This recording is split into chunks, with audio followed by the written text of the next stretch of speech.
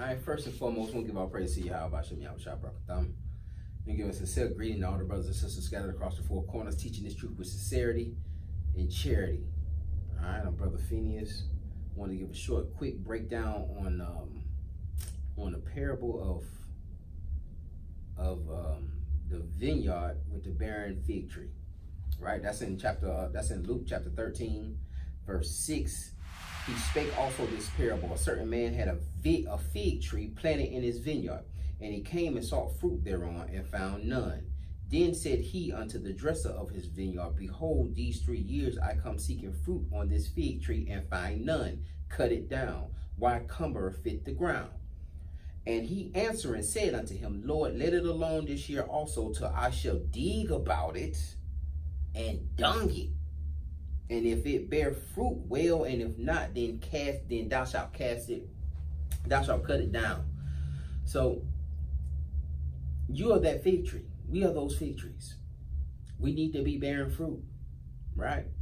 Yahweh shall minister for 3 years. He returns and see us not bearing fruit.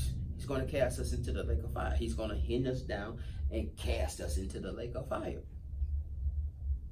Because you can't be fruitless out here. You need to be exhibiting if you're gonna have the leaves showing, you gotta be bearing fruit. You gotta be bearing the fruits of righteousness, the fruits of the spirit.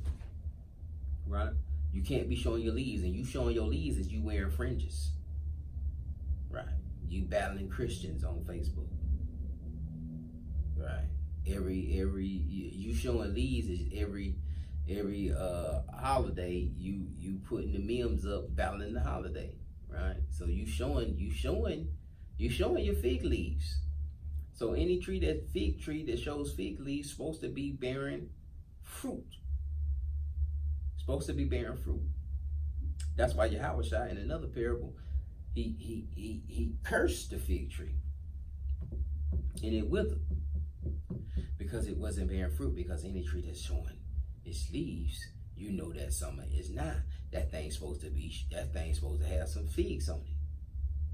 It's supposed to have some figs on it, even if it's bitter. Summertime, they got that bitter fruit. You know what I'm saying? But there's some fruit on there. All right, they call that the poor man's fruit. But not to digress,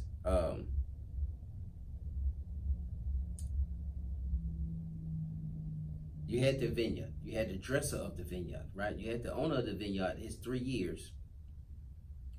He done went by. He done seen that there ain't no fruit. We have a mediator. The mediator is the servant, right? The mediator says, well, listen, let me give it 1 more year. Let me dig about the fig tree. Let me dig about it, and let me dung it. Let me throw some manure on it. Let me throw some doo-doo on it. Let me throw some trash on it.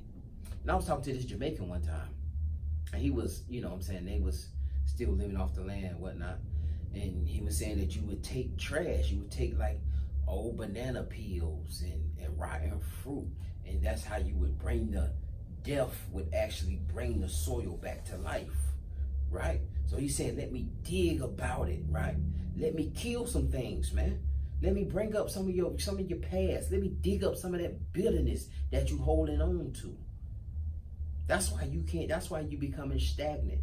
Let me dig up some of that hatred you have for your baby mama or your baby daddy. All right, let me dig that up and get that out the way, and try to bring this soil back to life. Let me dead some of those situations. Let me dead those finances. Let me dead that crutch you was waiting on, that you've been leaning on. Let me dead that. Let me make you uncomfortable. Nothing grows in comfort.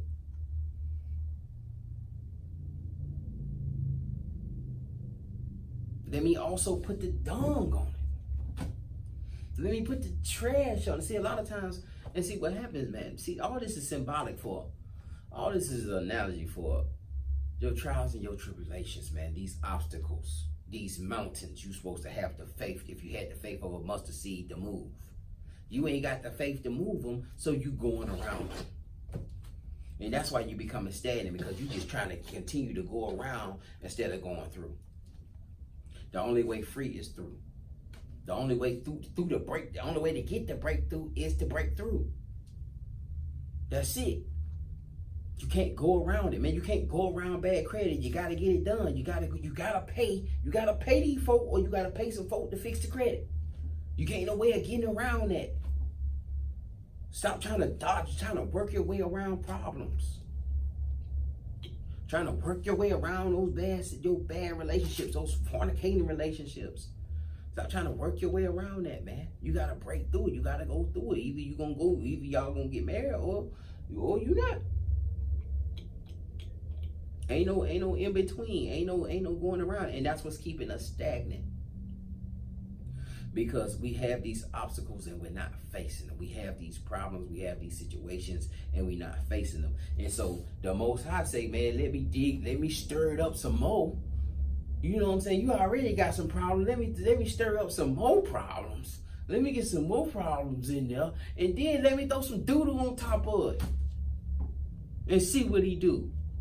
And if it don't bear fruit, and if she ain't bearing fruit, by the time I return, then I'm casting her in the lake of fire.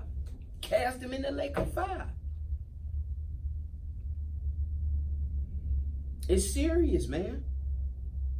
And these things are your breakthrough. These are your great opportunities. Don't even look at it and be down about it. If you understand that the afflictions are the blessings, if you understand that you're going to be tried by the furnace, that Isaiah 48:10, you're going to be tried by the furnace and brought out of the furnace like silver and gold is tried. If you understand that, then you'll look at these trials and these tribulations and these obstacles that are set before you and know that you can do all things, right? Right? You're supposed to be able to do all things through Yahweh, through Christ who strengthens you, right? You're supposed to have the faith of a mustard seed to move these obstacles. And these are going to give you your breakthrough. These are the things that's going to build your faith. But if you're going around it, then that's just showing a lack of trust. You're not trusting the process. Your steps are being ordered, and you looking for another way. And that ain't going to happen. That's not going to work. We're going to go to another parable. We're going to go to John chapter 15. John chapter 15, verse 5. Watch this. Matter of fact, John chapter 15, verse 1. I am the true vine, and my Father is the husbandman.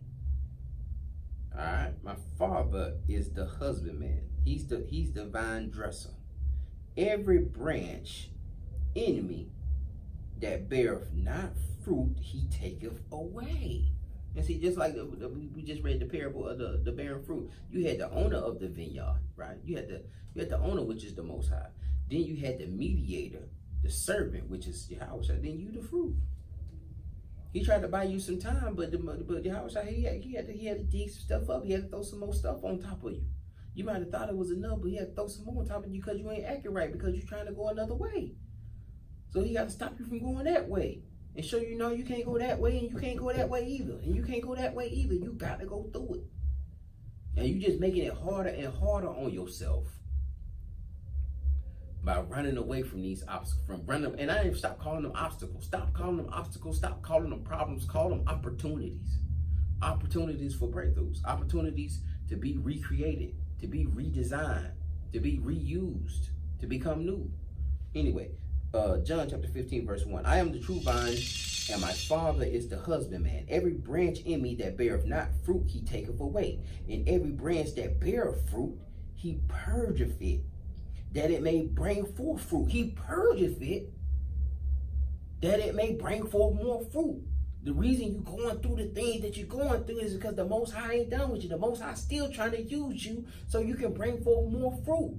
So he's going to put you through the furnace. He's going to put you through these trials and tribulations. You're going to have to face your Goliath. You're going to have to face your lion's den. You're going to have to face persecution, face your brothers throwing you down in a pit, face being locked up. You're going to have to face these things in order for you to bear more fruit, in order for you to become a bigger vessel, in order for you to have more capacity for what the Most High is trying to use you for. But you can't be running from the opportunities, man. You can't be running from the opportunities. He says he's going to purge of it. In other translations, a better translation for the purge of is pruning. And that's why I said it's good to know about agriculture. A lot of times you go, look these words up, man. Just don't be reading the book and not looking up the words. Pruning, if you go and look up pruning, how pruning works, they cut certain, they know the way the tree is designed, they can cut certain branches off. They can cut certain limbs off. You may have a leaf that's budding right on the tip of the branch, and then some is going right here, and then one on top. They're gonna cut this one so the branch can grow longer and bear more fruit. Right? It's a science to the pruning. So the Most High is gonna prune it. He gonna cut off certain things. He gonna cut off certain finances. He gonna cut off certain relationships.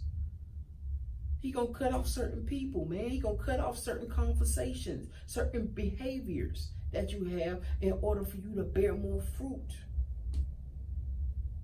So he can get you alone. So he can get you in isolation. So he can get you in darkness. So you can break through. So you can head towards light. All right, with that, I'm going to say shalom.